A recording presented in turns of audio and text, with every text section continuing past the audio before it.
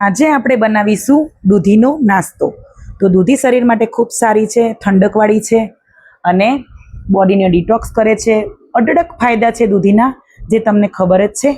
તો આપણે આજે દૂધીનો મસ્ત મજાનો નાસ્તો બનાવીશું।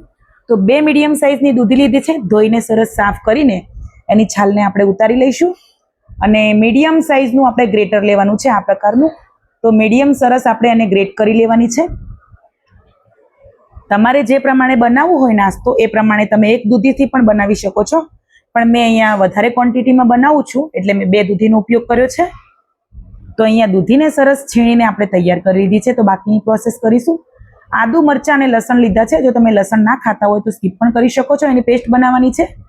અહીંયા અડધો કપ દહીં એડ કર્યું છે, 1 મોટી ચમચી જીરું એડ કરીશું, ટેસ્ટ પ્રમાણે મીઠું એડ કરવાનું છે। આદુ, મરચાં, લસણની પેસ્ટ બનીને રેડી થઈ ગઈ છે, એ પણ એડ કરી લઈશું।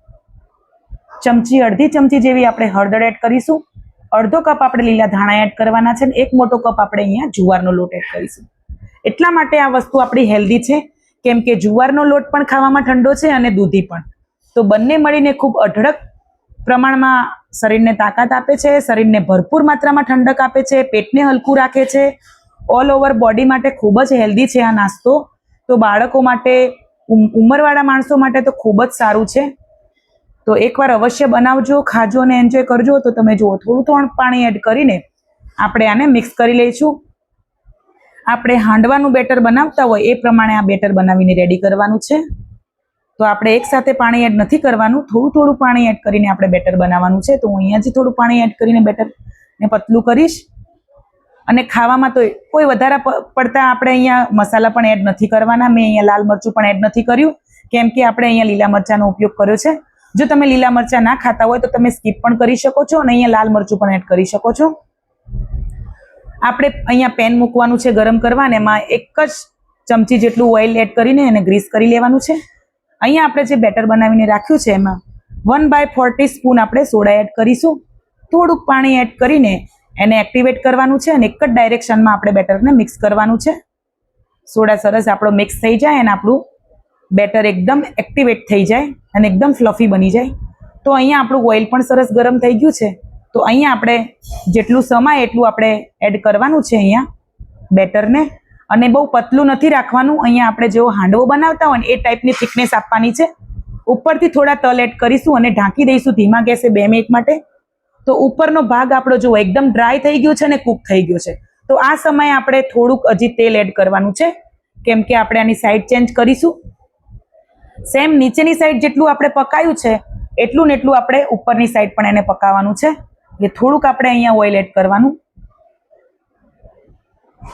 આપણે આની સાઈડ ચેન્જ કરીશું અને આ નાસ્તો એટલો ટેસ્ટી બનીને તૈયાર થાય છે ને કે એકવાર જો તમે બનાવી લીધો ને તો વારંવાર બનાવીને ખાશો ને એટલી તમને મજા આવી જશે। જે લોકોને દાંત નહીં હોય ને એ લોકો પણ આરામથી આ નાસ્તો ખાઈને મોજ કરશે। તો આપણે જો મસ્ત મજાનો બનીને તૈયાર થઈ ગયો છે ને, જોતા જ ખાવાનું મન થઈ જાય ને એવો મસ્ત મજાનો આપણો દૂધી જુવારનો નાસ્તો બનીને તૈયાર થઈ ગયો છે। તો આપણે સેમ પ્રોસેસ બીજું પણ બનાવીને રેડી કરી લઈએ। બાળકોના લંચ બોક્સમાં પણ તમે બનાવીને આપી શકો છો, તમારી મનપસંદ ચટણી સાથે ખાઈ શકો છો। પણ એટલું સરસ બનીને તૈયાર થાય છે ને, એકવાર બનાવીને ખાશો ને ત્યારે ખબર પડશે। અને ચટણી કે દહીં કોઈ વસ્તુની જરૂર નહીં પડે, તમે એકલા જ ખાઈ જશો ને એવી તમને મોજ પડી જવાની છે। તો બીજું પણ બનાવીને રેડી કરી લીધું છે। ઉપરથી એકદમ ક્રિસ્પી અને અંદરથી એકદમ સોફ્ટ, કેમ કે આપણે દૂધી આમાં એડ કરી છે એટલે અંદરથી તો સોફ્ટ જ રહેવાનું છે। તો જો ફાઇનલી મસ્ત મજાનો આપણો દૂધી જુવારનો નાસ્તો બનીને તૈયાર થઈ ગયો છે। તો વિડીયો પસંદ આવ્યો હોય તો વિડીયોને લાઇક કરજો, જો ચેનલ ઉપર નવા હોય તો ચોક્કસથી ચેનલને સબસ્ક્રાઇબ કરજો, બાજુમાં આપેલા બેલ આઇકનને પ્રેસ કરજો, જેથી કરીને આવી નવી રેસીપી જોવા મળે તમને, અને શેર પણ કરી દેજો વિડીયોને। તો મસ્ત મજાનો નાસ્તો બની ગયો છે, તો આપણે ટેસ્ટ કરીશું। 1 નંબર નાસ્તો બનીને તૈયાર થઈ ગયો છે ને, ટેસ્ટમાં તો બેસ્ટ છે। મળીશું નેક્સ્ટ વિડીયોમાં। જય શ્રી કૃષ્ણ બધાને, જય માતાજી।